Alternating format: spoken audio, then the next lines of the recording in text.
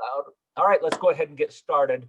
So we have Jordan Trevino with us, and Jordan is also one of my former students from quite a while back. But Jordan, did you ever really have an interest in physical therapy or the kind of the applied health routes, or? I did actually. Now that you ask, I went and job shadowed. I put in probably 40 or 50 hours of job shadowing and physical therapy. And after that, I decided, you know what, that's just not the route I want to go. No. I don't think I could do that the rest of my life. So why don't you explain to the students what you do, like your occupation, things like that. What are your daily tasks? And then we'll go from there. So I work for a company called Stryker, but it's basically med device sales. And it falls under the same category as pharmaceutical and stuff like that. A little bit different than pharmaceutical. Device would be, I'm calling on hospitals and surgeons. And what I'm doing is I have products that I sell in the bag of products that I have. And what I do is I do orthopedic instruments, and that would be for orthopedic surgeons specifically. But the ins and outs of what I do on a daily basis would be, most of the time I'm in trying to help a customer figure out what their budgetary needs are, what they're looking forward to planning, what they're planning for, I should say, in the future, and helping them find the budget to get the orthopedic surgeons what they need. So a lot of what my orthopedic surgeons use, they don't use in their clinic. They use in the hospital, and it's not coming out of the orthopedic surgeon's budget per se. Yeah, that makes sense. So so that's why you're talking with orthopedic surgeons all the time and with hospitals. And I was curious. Okay, so what led you to this field? Was this something you wanted to do during school, or did it kind of you come upon it afterwards? I came upon it afterwards. If I would have known about it during school, I would have jumped right on it without a doubt. I wasn't exposed to it. And like I said, I mean, I never considered myself a sales guy. And I don't think a lot of us out here really consider ourselves this big sales guy. We're mostly just persons, whatever you want to call it. Yeah. We like being around people. We like talking to them. We like figuring out things. We like solving things and learning new techniques and new products coming out. So it intrigues a lot of us guys out here to keep up with the technology and to talk to other like-minded people about products that we sell and make a living at the same time. So really, I mean, it's kind of a perfect fit. It's difficult. Don't get me wrong. It's a difficult career because, trying to talk to hospitals into giving you millions of dollars is not an easy task. So you got to make sure you're dotting your I's, crossing your T's. But like I said, I didn't come upon it in college. I came upon it afterwards and decided, that's something that I want to humor. So interesting. And did you do this with other companies first, or just strictly with Stryker kind of? So my story goes, out of college, I kind of was, probably like a lot of the students in exercise physiology were kind of like, what's going on here? What am I going to do? So I went and I actually worked as a quality assurance manager for 3.5 years, making med device type stuff and we also made, lifting components for the U.S. military, like jacks for their Hummers and stuff like that, so they could change a tire out in the desert. So I went that way, even though I didn't have much of a mechanical engineering background. Fortunately, I have 2 brothers and a father that are all mechanical engineers, so kind of just fit in. But I decided that's not what I really want to do. So I looked into it, and I just started applying, and I got a job with Grainger, which is another sales company doing industrial sales. Okay. And I sharpened my teeth a little bit in that company, which led me to the company that I'm currently with in med device. So, and it's been great, to be honest, that avenue. You have to sharpen your teeth. It's going to be pretty hard right out of college to get a job with one of these big names. But you could go in, there's associate positions where you're going to be able to sharpen your teeth in associate positions with a lot of these companies. And I would definitely, if I had to do it again, I would definitely go that route. Okay. Sharpen your teeth, be an associate. How did your degree help you for this? And would you do anything different? And what additional courses would you recommend students take if they want to go into a field like what you're in? I would make sure that I would make sure that you're good with all your, your typical Word document, your Excel. You gotta be proficient in that. Maybe not to be successful, but you got to be able to use it. Yeah. And business, you got to be business minded too. The exercise physiology is great because you can keep up with the orthopedic surgeons on what they're doing and the tasks that they're performing, and you know what's going on. At least you have the capability of learning from, some of these guys come out here with business degrees solely, and they have to learn from ground zero. And they're, it's like, looking into the abyss when you're inside of someone's shoulder, arthroscopically, you're looking through a camera into someone's shoulder arthroscopically, and they're sitting there going, I can't tell up from down and left from right. I can't tell anything. I have no idea what's going on. It looks like I'm on, it looks like I'm the first astronaut on the moon here. Yeah. No clue. So really, I think that helps you be on maybe not an equal level as an orthopedic surgeon, because they go to school for 12 years for a reason, but you're at least on the same playing field. You're at least, you might be on the sidelines, but you're on the same playing field. Yeah, and you're talking the same language too. Right. And you got to be proficient at that, because an orthopedic surgeon, when you go in there and you start talking to him, it's hard to tell an orthopod what he's doing right or wrong if you don't have a clue. Yeah. And you will look like a little bit of a fool if you're in there trying to, hey, you should use this product, and he'll ask you, well, why, or what are the benefits, and if you're popping off with words that you have no idea what the meaning is, he's going to see right through it. Yeah, so, that's awesome. Yeah, you want to make sure you know what you're talking about to at least some degree. Yeah. Would you have changed anything with your schooling if you had to go back and do it again? Probably a little bit more of a business. I had a minor in Spanish, which was convenient at the time, but honestly, for a second. There we go. I would probably go ahead and get an emphasis in business for sure, rather than doing anything in Spanish. Spanish doesn't really help me that much out here. I mean, it does a little bit, but I mean, not really. Yeah. So what do you do? What do you do business wise? I guess, because are you involved with marketing, or is it all word of mouth sales, or how do you reach out to orthopedic surgeons? Well, a lot of it our marketing team takes advantage of, which would be another good route for these students. Honestly, there's every single device company has a marketing team. Yeah. So that could be a route. And when you have a degree in exercise physiology, then you're at these big conventions doing marketing. You're still talking to orthopods, but they're coming to you a lot of times. Yeah. And you're putting together paperwork and pamphlets and doing studies and stuff like that, so that the marketing, so you're helping us reps out here sell the stuff. The other thing that I would do as far as business is concerned is I do a lot of like financing, and I'm the one leading those discussions with hospitals. And I'm trying to say, I'm trying to get them to say, look, like, if you can't buy this equipment up front, how do we finance it? Or how do I help you finance it? What are the terms? So you got to know what's going on as far as business sense, what a company has as far as, for most hospitals, they have two different types of budgets. They have a capital budget and they have an operational budget. So these budgets, a capital budget would be buying, like if I owned a farm company, I would need to buy pieces of equipment like a tractor. That would be a capital piece of equipment. My seeds and everything like that I plant, that's going to be my operation. I have to plant those every year. My farm equipment, I don't have to buy every year. So these companies have these different budgets, and we have ways that we can get creative to dip into either one that they have, so we can go ahead and maximize what we're getting them and maximize our returns.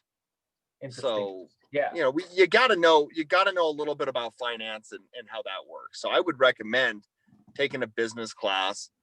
It's interesting that you say finance. I don't know if you remember Devin Foster. I think he was slightly before your time, but he's a general manager now at USANA, and he was saying finance. And then I've talked with people of different companies. It depends on what they're doing. But if it's general business, finance and general business tend to be the things, as opposed to like, say, a specific skill like, Adobe content. But when I talk with the brand managers and marketing people, they are very specific in those things. And so I think the student might need to are internships available at companies like what you have? How does a student kind of get their feet wet? Internship, I know that there are internships available. I'm a little bit removed from that since our headquarters are in Kalamazoo, Michigan. Okay. So I'm a little bit removed, but what I do is I go ahead and I just do a simple Google search of, hey, top 20 medical device companies. Okay. And I get on their website and I look up, or I make a phone call. These companies like ambitious students. They like it. They want you, if you call, I remember when I was trying to get this job, I went through 13 interviews. I literally flew to Spokane, to Boise, and to Denver, went to, I want to say 4 phone interviews and then another 9 in-person interviews. And I thought, man, after about 6 of those, you just say, look, what you see is what you're going to get. Yeah. And they were with different people. So you had to know, I remember interviewing with every head of the department in the division that I work for. And then when I switched jobs inside the same company, I switched from sports medicine over to instruments. I had to do another 5 interviews. Wow. So, these guys want to make sure that your manager reflects poorly if you aren't hitting quotas. Yeah. So they want to make sure you're on the same page. But going back to your initial question, you want to have ambitious kids out there that are going in and saying, look, I want this internship. This is why I deserve it. And I would put together what I would call like a brag book. Hey, what are my accomplishments? Why I went and I printed this book together with probably 20 sheets. I put my diploma in there, or I put my GPA, my classes that I took. I put everything in there. And I gave it to them and they said, whoa, yeah, we get brag books, but we don't have anything like this. Letters of recommendation. I had 6 of them in there. Yeah. I just threw the thing together and I just said, look, this is why you need to hire me. So you got to go the extra mile. Don't feel like just handing them your resume or a piece of paper is going to work. Got it. Go, if you need to volunteer, go volunteer. Go sharpen your teeth somehow out in the community, or take your time, doing job shadowing. Go job shadow physical therapists. It can't hurt. Yeah. And put that on there. Yeah. So it's doesn't sound like your job, they're not posting it in Monster and getting, they might be, but my point is that if this is something you want to go into, take the bull by the horns and go and be aggressive and reach out to the companies and try to make a place for yourself. Right. Absolutely. And it may require you to take a back seat for a while, and there are some young guys out here, 24, 25, 26, but they've sharpened their teeth. They put in their time with something else beforehand. Got it. Take the bull by the horns. Absolutely. And the reason why it's not posted on Monster is because we have recruiters out there that are constantly out recruiting. So, they're really not posting the opportunity out there. Okay. So, what do you have any advice for the students than what we've talked about? If students are wanting to go into medical sales, and I think you could probably speak about pharmaceutical sales, because I imagine it's on the same. It's not the same job, but it's the same style, if you will, of job. Yep. Any advice for students wanting to go into those fields? Make sure it's something that you want to do. Your personality has to be conducive to what you're going to be out doing. If you're not a big people person, it's probably not going to work out well out here. You got to be able, people want to be around you or want to see you, because when you go into a doctor's office, they're really not wanting to see you. No. They really, you better butter them up a little bit for them to want to actually be in front of you. And, you got to be somewhat entertaining and if you just go in there and you're like, hey, this is my name, this is what I'm doing, is the doctor, and they're every time, no, hit the road, So, I mean, you got to make sure, and maybe marketing is something more in line, or even like research and development. There's R&D teams out there. There's a lot of opportunity out there for people that can bring a value. Just make sure you know what your value is. And my best advice would be this: spend some money and take a Gallup. There's a polling company called Gallup. I'm sure you've heard of it, Eli. I mean, Gallup, and they do a personality type test. It's called a Strengths Finder. And that is something that has helped me out tremendously in figuring out what I want to do in life, because it'll tell you, I mean, it'll take probably an hour. You have to answer hundreds of questions, but in fact, my company requires you to pass the Gallup test. They do not hire you. They will not hire you unless you pass their test. Really? And they don't Gallup that we use the term Gallup. Like, I've been Galluped twice. One for sports medicine. I had to re-Gallup for my second one. Yeah. And you get on a phone call with a Gallup specialist that doesn't know you. They don't know your manager. They don't know anything. They have no bias. And they put you through a personality test. And it's, I shouldn't say it's difficult, but it they won't hire people that are not fitting the mold that they want. Yeah. So I personally think going and taking a Strengths Finder is a tremendous help to direct you in the way that you want to go in life. Got it. That's really cool. That's great advice, actually. Especially, and it maybe like $20 or something like that. Yeah. Pay the money. I promise it'll pay dividends in the future. So what does your typical work week look like? My work week. So I'm in surgery. I can speak to two different things. Right now I'm in orthopedic instruments. I'm selling more to the hospital administration. Okay. So I'm in offices occasionally and providing options for surgeons. I'm in surgery occasionally. Like last week, I went into a couple total joints and they were trialing a helmet that I have that, it's just, hey, we got a new product coming out. Do you want to trial this thing? I know your facility's looking at upgrading. Go and get their take, tell them about the product, what's different. So you're in surgery. You're also trying to meet with hospital administrators once you get the surgeon support, because it's tough to go ahead and sell a hospital product that your surgeons don't know anything about. They're going to be the end users. So you got to make sure they're on board. And then a lot of it is, helping customers out, hey, this product broke. What can we do? What are, can we call it in and get a repair? Can we, stuff like that. You're an account manager for your 30, 40 accounts. Yeah. Does that kind of paint a pretty good picture? It does, actually. So you do travel much? I mean, I'm assuming you're traveling around a region. What's your region? Yep. So my region goes from, I should say probably Jackson, Wyoming. I do cover an account way out in the middle of Wyoming. Yeah. I just typically don't go. Yeah. not a lot of folk out there, unless I want to make a backpacking trip out of it on the tail end. And so I cover pretty much by the Wind River Range. Mm-hmm. All the way through I-15 corridor up to Ogden. So I do have a little bit of travel, very few overnights, because, Ogden, I can just hop in a car, even if it's 5 o'clock at night, I can hop in a car and be home in 2.5, 3 hours. Yeah, exactly. So unless I'm doing a big trial where I have to wake up the next morning and be there for a week or something like that, very few overnights, honestly. And there's other medical device companies that you'll be spending half your month overnights elsewhere. Interesting. So I guess it depends on what you want to do, because some people enjoy traveling, some people don't. Right. And me, where, I have kids around here, I don't really want to travel a ton, but a little bit of travel is fine for me. Yeah. I hop on a plane 3-4 times a year and go back east and do stuff like that for work, which is reasonable. What I don't want to do is I don't want to be on a plane 3 times a week. Yeah.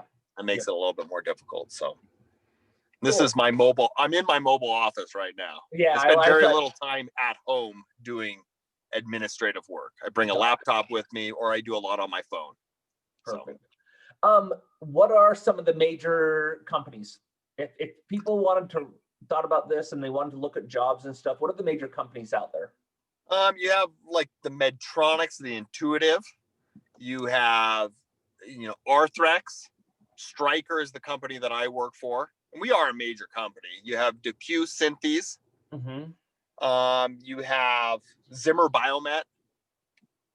And those are mostly just your orthopedic. You have Steris and Sterad. Those are like big autoclave machines that you're using. And they have lights and booms that go into the OR. That's Steris. And Stryker also sells them. There are so many. Abbott is another one.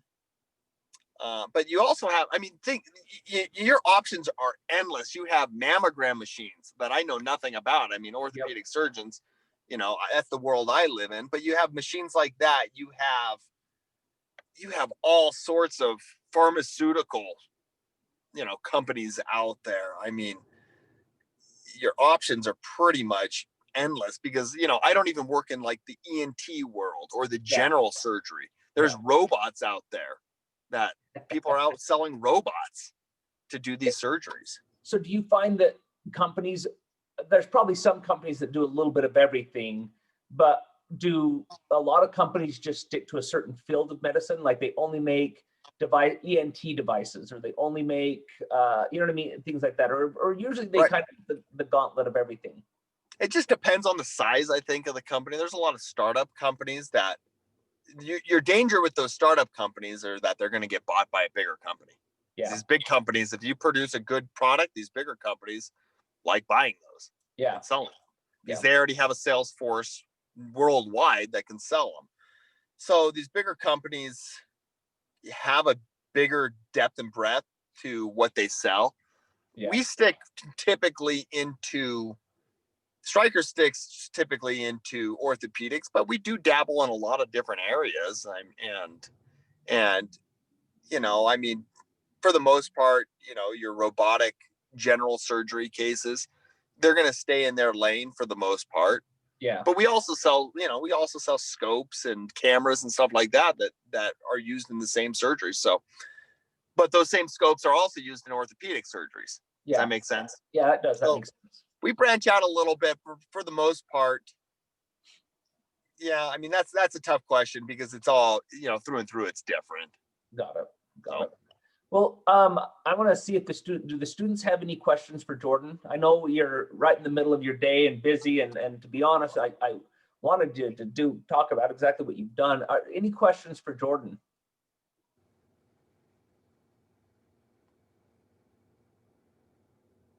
I haven't done my job unless someone asks a question. Yeah. I don't like ghosts out there. No one gonna step up to the plate. I promise it'll be like a bunt. It's easy. Step up to the plate here. Or you can give them my number if you want. I don't care if they call me.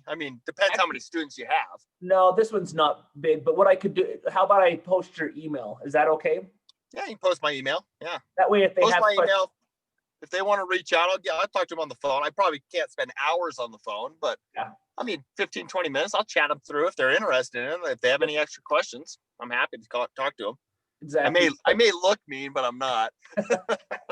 Well, and that's a lot of them are, looking at themselves. We have a lot of athletes, and you were an athlete yourself, soccer player, and so you kind of have that. A lot of the orthopedic surgeons, they like that, you know what I mean? They like people with the personalities and outgoing and stuff like that. And so sometimes it's just that personality is what you need, you know what I mean? And having a business sense. And that's, So those of you that are athletes, that's something that you have going for you in sports and things. It's a good thing. Do you ever do sports like golf or racquetball or anything like that with the clients? Yeah, I'll do it. They've kind of locked down on that. I know back in the past it was a big thing, but now there's new, what they call AdvaMed and the Sunshine Act, which means you can't just go ahead and give these guys thousands of dollars to use your products. Got it. So that's a big no-no. Huh? But I golf with a few of the guys. I just don't pay for them. Got it. Or I go and I hang out with them. I go play volleyball with them, or I go barbecue with them and stuff like that. So yeah, you become friends with a lot of these guys, and what does everyone want? These orthopedics want the same thing that you guys want. They want to have fun in life, and they want to make money and be successful.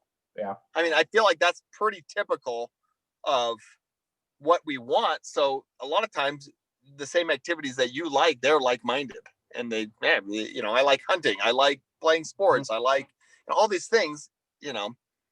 Now, if they're going to take you with them or not, that's a different story. Yeah, but if They you have better like you a lot. personality, yeah, exactly. It's you can't help but like people that are likable. So, Right. Kelly, did you have a question? I saw you come on for a second. I was gonna ask something, but never mind. You didn't want Fair enough. Perks. What are the perks for working there? Like, do you get a bunch of discounts and stuff on the equipment? Perks. I don't. I mean, I could get a discount on the equipment, but unfortunately, I mean, if you want to open your own black market organ exchange. I pretty much determine what I'm going to sell here because it's. I mean, we're all commission based. I don't know if I would get a discount. Technically, I can't even buy the equipment because I'm not a facility. So, but I wouldn't really be using it. I mean, Eli might use it if he's out chopping up a deer or something like that. But I sell saws for bones, so I'm not going to be unless I'm some backwoods serial killer, I'm not going to be using it much. So that's a good point. So what are the perks of your job though? Like what are the things you like and what are the things you dislike?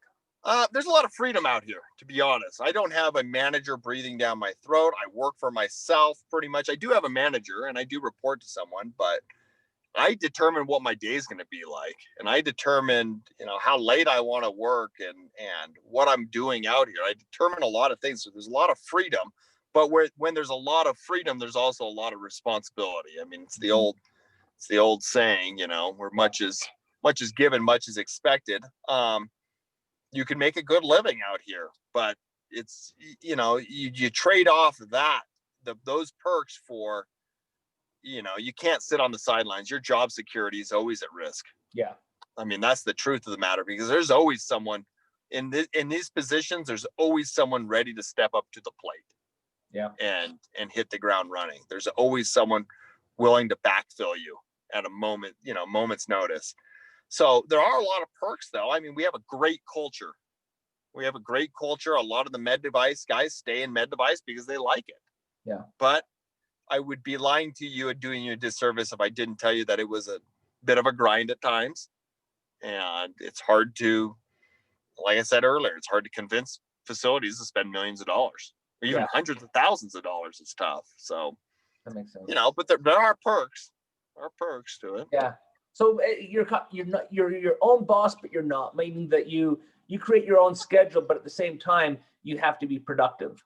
And so if you're the type of person who can, but yeah, if you wanted to take a Monday off, you're okay as long as you're meeting do you have quotas and things like that you're supposed to? We do have quotas, and they are tough to hit, and especially in a COVID year, they're difficult. I mean, not a lot of people want to spend a lot of money out here.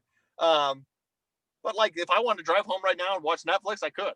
Yeah. No one's telling me I can't do it. I can do whatever I want. I can go watch Netflix. I can go climb a mountain if I wanted to. It's just, what do I have on the agenda, and is that going to really give me a lot of job security doing that? Yep, exactly. So, self-motivated would be one of those attributes that I would make sure that you at least were capable of doing. I know college, yes. I mean, I was motivated to get good grades because I made money getting good grades. Yeah. So, what is your motivation? What do you like doing? So, does that kind of answer your question there? It totally does, actually. That's exactly what I was looking for. So, but no, I will not be buying any of my own products and chopping up deers or anything like that out hunting. Although it would be a good product to have. Oh, wouldn't that be awesome? Yeah. Talk to me offline about that. Yeah. All right. Well, unless there's any other questions for Jordan? Well, then I appreciate it. I'm going to go ahead and stop the recording here. Whoops, that's not what I want to do.